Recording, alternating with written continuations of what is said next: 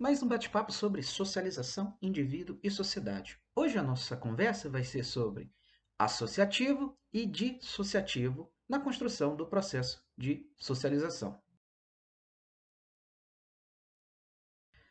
Para início de conversa, vamos diferenciar socialização e sociabilidade. A socialização é aquela que, por meio do processo de socialização, o indivíduo se integra ao grupo em que nasceu, assimilando o conjunto de hábitos, regras e costumes característicos de seu grupo, aquela ideia de desenvolvimento de capacidades sociais prévias. A sociabilidade é aquela capacidade natural da espécie humana para viver em sociedade e se desenvolve através desse processo de socialização, ou seja, a sociabilidade é um processo intrínseco ligado à socialização. Viver em sociedade, bem, aí a gente entra naquela leitura de Durkheim, né? Porque para viver em sociedade é necessário estar em sociedade. Viver em sociedade requer uma variedade de tipos de contatos sociais, porque é pelo contato que nós estabelecemos as relações sociais, os laços sociais. Criamos laços de identidade, de comportamentos, que são as bases dos grupos sociais.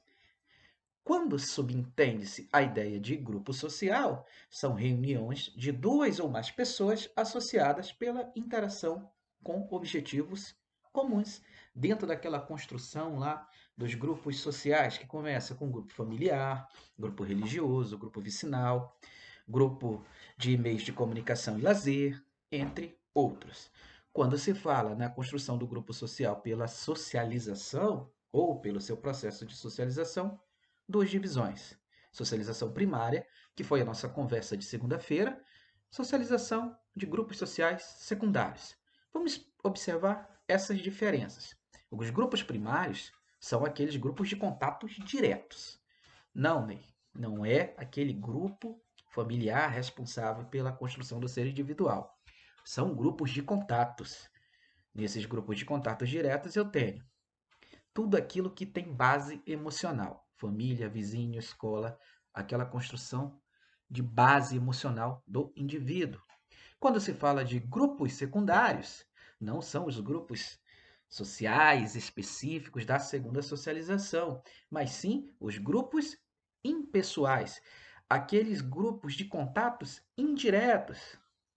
A carta, o telefone, a mensagem do WhatsApp, entendeu? Grupos sociais, duas subdivisões: grupos primários, grupos de contatos diretos, grupos secundários, grupos de contatos indiretos.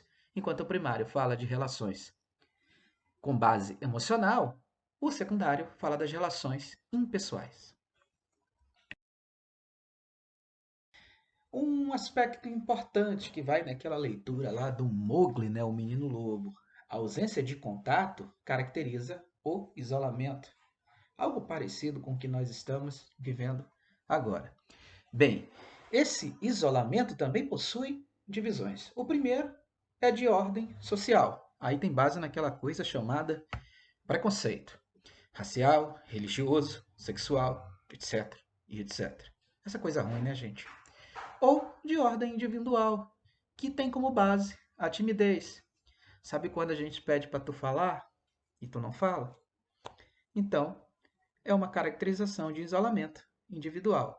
Essas atitudes colocam dificuldade de se comunicar e de se estabelecer os laços, principalmente de convivência e de afinidade. E nos grupos sociais, os indivíduos se unem, se separam. Lá na sociologia, chamamos de processos sociais. Bem, a palavra significa uma mudança contínua do indivíduo, e esses processos são diversos. Eles são constituídos de diversas maneiras, né? Pela quais esses grupos atuam uns com os outros. A caracterização, a construção da identidade do indivíduo a partir dos grupos a qual ele atua. Ele vai se ligar àquele grupo que ele tem mais afinidade. O processo social ele possui três divisões legais. Um nós chamamos de associativos de cooperação, outro de associativos de acomodação e os associativos de assimilação. Vamos falar deles? Bem, o primeiro, que são os de cooperação, ocorre quando um grupo trabalha junto para o mesmo fim. Limpar uma casa, limpar um terreno, formar uma cooperativa, angariar roupas para doação, fazer o trabalhinho de grupo em sala. Chamamos isso de processos sociais associativos de cooperação. Os de acomodação ocorre quando o grupo se ajusta em uma situação de conflito, sempre através de uma solução superficial. Ela pode ocorrer de uma forma de coerção, quando uma pessoa impõe a vontade sobre a outra. Eu mando, tu obedece. E o último, processo de assimilação, ocorre quando se encontra uma solução definitiva, mais ou menos pacífica de um conflito, ou em uma transformação ali de personalidade do indivíduo, né? Exemplo legal é aquele coleguinha que vem de escola nova, chega na nossa escola e tem que se adaptar, porque aquele cotidiano da escola nova vai fazer parte, mesmo não sendo construção cultural dele. 3 exemplos de processos sociais: cooperação, acomodação e assimilação. Tá, para por aqui? Não.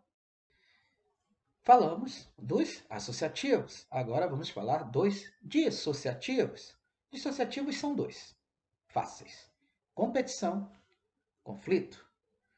Competição é quando ocorre uma luta por objetivos escassos. Por exemplo, aquela tua vaga lá no Enem, que o teu coleguinha é teu concorrente. Isso é uma competição.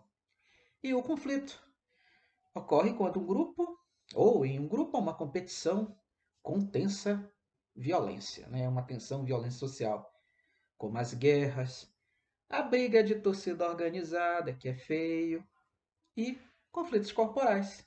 Esses são os dissociativos. Para finalizar o nosso bate-papo, o processo social, ele possui as subdivisões. Ele é associativo, a partir da cooperação, da acomodação e da assimilação, e ele é dissociativo, através da competição e do conflito. Tem atividade no Classroom, tá, gente?